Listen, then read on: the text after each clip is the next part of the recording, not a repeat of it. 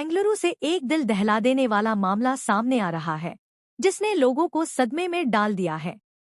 महालक्ष्मी नाम की एक महिला की हत्या कर दी गई।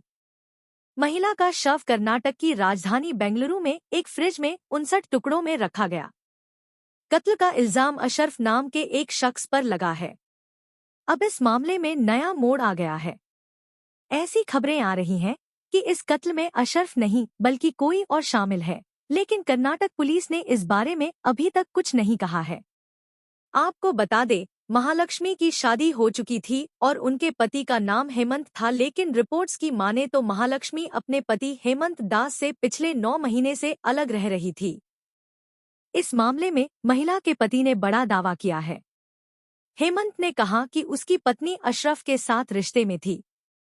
वह अशरफ के साथ ही फ्लैट में रहती थी।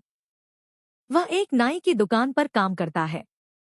हेमंत ने आगे दावा किया कि अशरफ उत्तराखंड का रहने वाला है। 29 साल की महालक्ष्मी एक सेल्स कंपनी में काम करती थी और वह सेल्सवुमन थी। 21 सितंबर को बेंगलुरु के मल्लेश्वरम में एक घर के फ्रिज में उसका शव टुकड़ों में मिला था। दरअसल हुआ यूं कि जिस कमरे में उसका शव था वो करीबन 19 दिन से बंद था।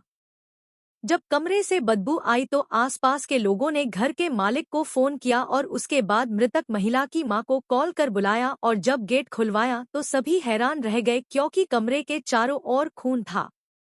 आपको बता दें, बेंगलुरु पुलिस ने महालक्ष्मी के पति हेमंत दास और उस हेयर ड्रेसर अशरफ से लंबी पूछताछ की, लेकिन इन दोनों से शुरुआती पूछताछ के बाद पुलिस इस नतीजे पर पहुंची है कि महालक्ष्मी के कत्ल में इन दोनों का कोई हाथ नहीं था।